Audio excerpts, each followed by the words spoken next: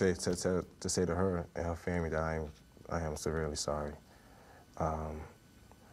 No words can describe this feeling.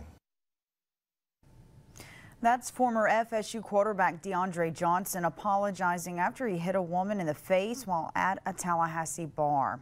Good evening and thank you for joining us for your News at 5. I'm Jade Balexa. But it's not only Johnson that is under scrutiny. Another FSU player now being brought up on battery charges, and the school now battling to protect its reputation. Over the next several minutes, we will share more from Johnson's exclusive interview this morning on Good Morning America and how this incident has affected the former quarterback. Hear what Dalvin Cook's lawyer has to say about the battery charges Cook is facing and discuss how Florida State President John Thrasher is hoping to put an end to all of the controversy surrounding the FSU football team.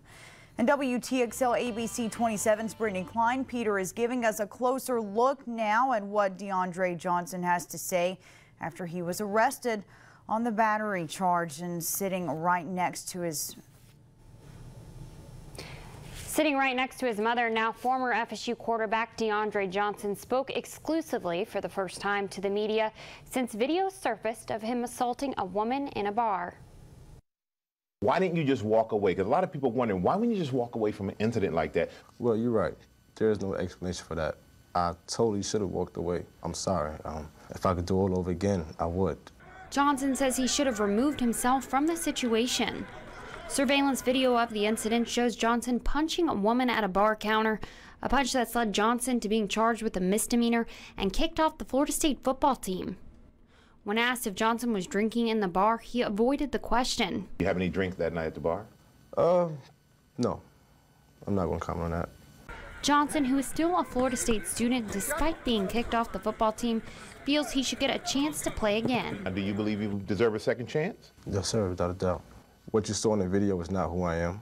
According to the arrest affidavit, the victim suffered bruising under her left eye, swelling to the left cheek and upper lip, and a small cut. Is he guilty of battery? Well, that's gonna be for the courts to determine. There are people who make mistakes, but don't deserve to pay for the rest of their life with them. Johnson says he doesn't second-guess Florida State's decision to kick him off the team, but he's devastated. Who do you think you let down the most? My mother. She didn't raise me this way, you know.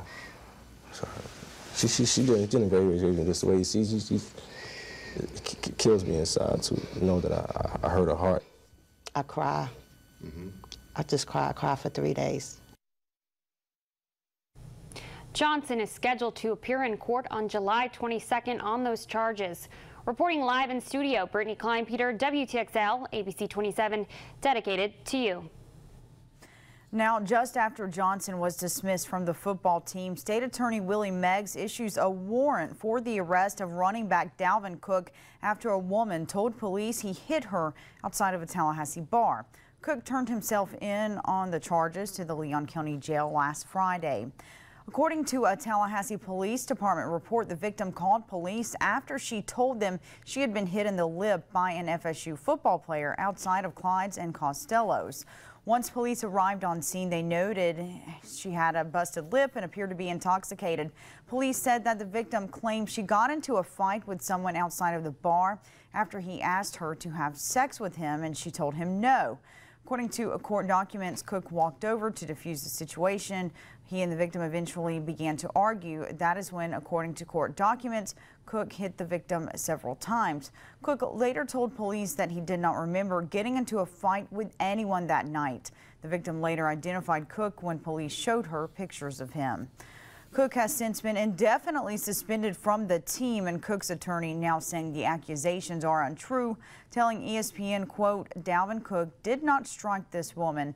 He goes on to say, quote, players were leaving the scene at the same time, but Dalvin walked away before it got out of hand.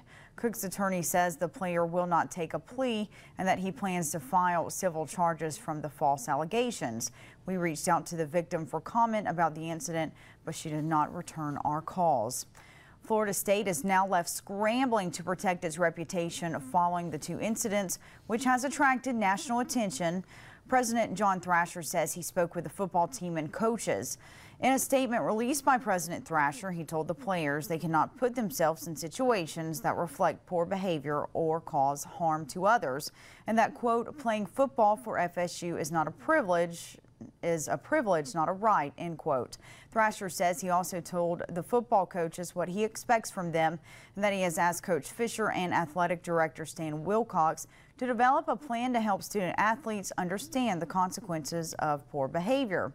And Thrasher says that Florida State is an outstanding institution with incredible programs outside of football.